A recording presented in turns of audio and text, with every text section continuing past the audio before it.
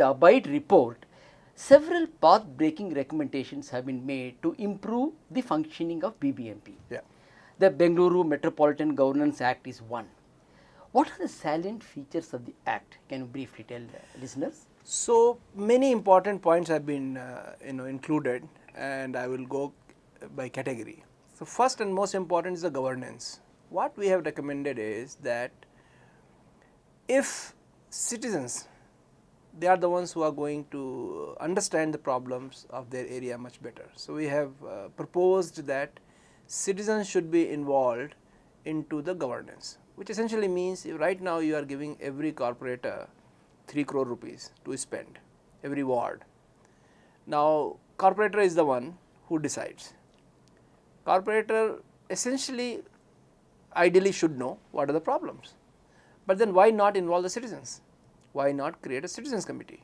So that's what we have recommended, that anything related to the ward should be identified and discussed with the wards committee, and then the recommendation of the committee should be taken by the corporator, and that should be the work which should be taken up.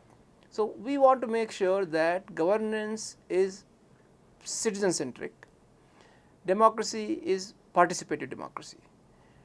Ideally people will say, oh, this corporator is anyway elected, and why do you need others to come and tell? Unfortunately, elected person not necessarily knows all the problems, and also unfortunately elected representative, given what I have heard, may not be acting in the best interest of the ward, or maybe he is having best interest of certain sections of the ward. All those things are possible. So just to make sure that biases, corruption and such things don't. So that's one. One is that citizen centric governance. Second, we have said that unless you have a long term planning, city is not going to improve. City is almost like a country. A city like Bangalore, which has grown from 48 lakhs to 96 lakhs and close to a crore, needs a long term planning, and it is the economic engine of the state. People should realize that. In fact, the state leaders should realize that. So we said we have a long term planning as an integral part of the governance process. So we have suggested the Metropolitan Planning Committee, MPC. By the way, that is mandated by the constitution, that every city should have MPC, and MPC we have recommended should have elected representatives, should have subject matter experts, and should have the eminent citizens. That needs to be done.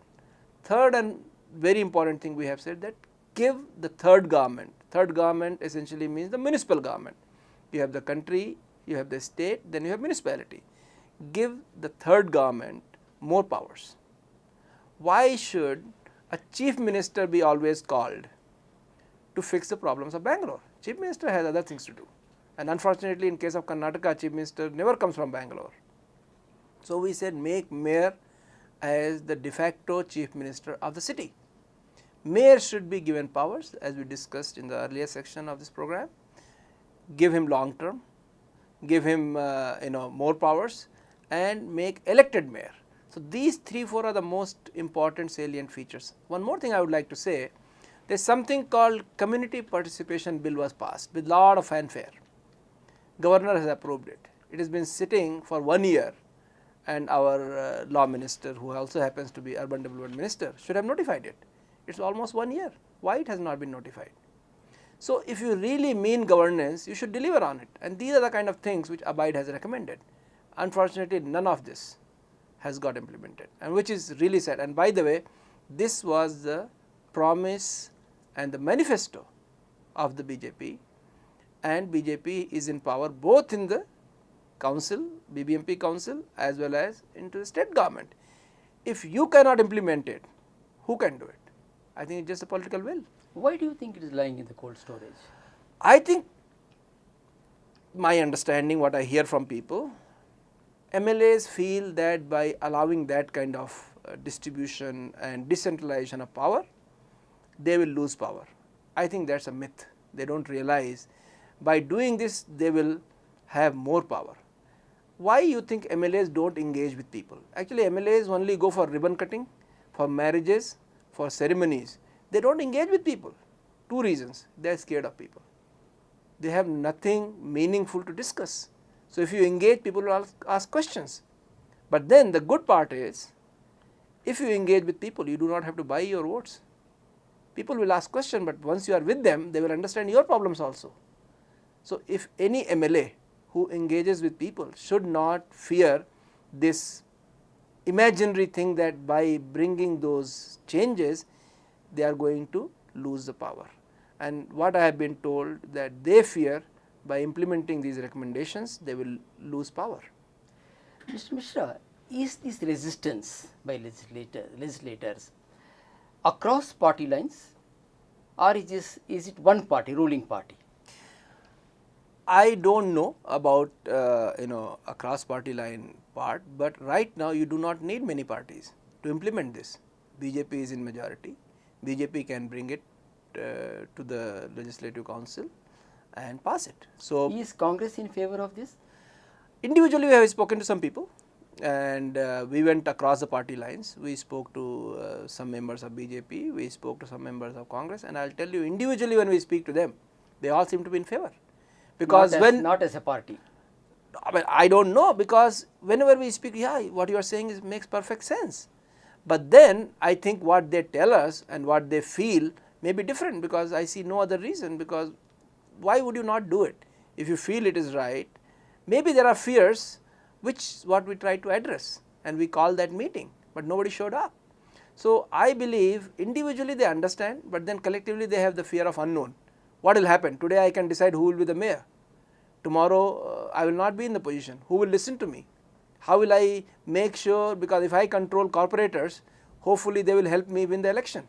Tomorrow, if the corporators are independent of me, if I have no say in selecting the mayor, why will somebody come to me? So I think these are the fears which are basically not in the interest of Bangalore. Mr. Mishra, lack of coordination between various civic agencies is the bane of Bangalore. Yes. Don't you think an umbrella body is necessary to ensure better coordination? It is, and that is one of the other recommendations we have given, that today you have a water supply which is BWSSB, sewage also managed by BWSSB, BESCOM is for the power. BBMP has no administrative communication or control or coordination mechanism with them. That is why when you see BBMP comes and finishes the road, within 1 week BWSSB comes and digs it, that is also fine, but nobody knows who is going to fix it again. We have recommended that there should be a process by which all these agencies, despite being independent, they should be coming under the BBMP. So you should have an administrator or the commissioner who is the rank of additional chief secretary, so that all other heads of these, most of them are senior IS officers, the chairman of BWSSB, MD of BESCOM, they will not be happy to report to a commissioner who is junior to them. So elevate the post of BBMP commissioner to additional chief secretary rank and get all these people to report to him, so they can run their independent operation. But like BBMP has 8 departments: horticulture, public affairs, infrastructure, planning, accounting. Similarly, you have a BWSSB department which runs as autonomous body, but it should be reporting to the BBMP commissioner, because BWSSB is working for Bangalore, so does BESCOM. Why should there be no communication between the head of BESCOM and BBMP commissioner, or only they communicate when there is a crisis? So they should be regularly communicating. That is another recommendation we have made in Abide. Unfortunately, everybody wants to have their own fiefdom. BWSSB chairman would like. That too is lying in cold storage. Everything is in cold storage. Mr. Mishra, from being a Lead India winner to now, how has been the journey so far?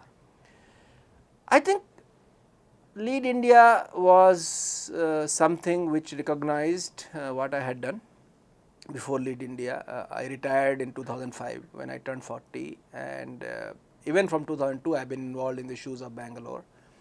First PPP project of this 10-kilometer road we did, and then government made me chairman of their task force during Dharam Singh's government.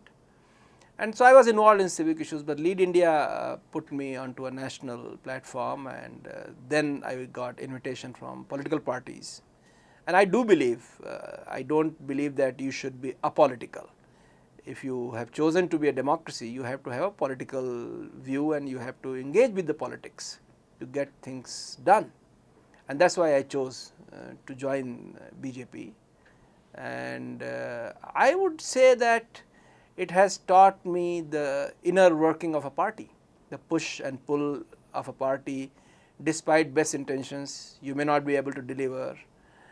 I also understood that what you may think right or wrong, unfortunately the caste, the religion,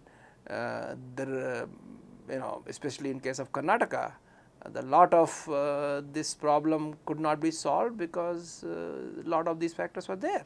So, there are practical constraints. However, I do realize that you should have an attitude of no compromise with corruption. Caste and creed and religion cannot be done away with, but governance should not be held hostage to these factors, and bring good candidates. Unfortunately, no political party is making that effort. They look at winnability, but how is it possible that person who is winnable also happens to be a criminal, also happens to be a crook? Why not find a person who is winnable as well as a good administrator, who is knowledgeable, who is capable, who has done something? So, I think there should be a conscious effort, especially I would say in urban areas. So far people are complaining that middle class does not come out to vote, middle class does not care. That is wrong. Look at Anna movement, middle class came out. Look at the lines people are making to get voter IDs. These people are going to vote. So, I think I would request all the listeners, especially the educated urban middle class professionals, to please engage with politics, because if you leave it to them, you are not going to get good candidates. Many times the push has to come from outside. So, despite me being part of BJP, I cannot say that everything I would like to see in BJP is happening, but I am criticizing it if it is not being done right, and if it is being done right, I am praising it. So, I think every citizen should have, and that is the democracy is all about. You should be free to say what is right.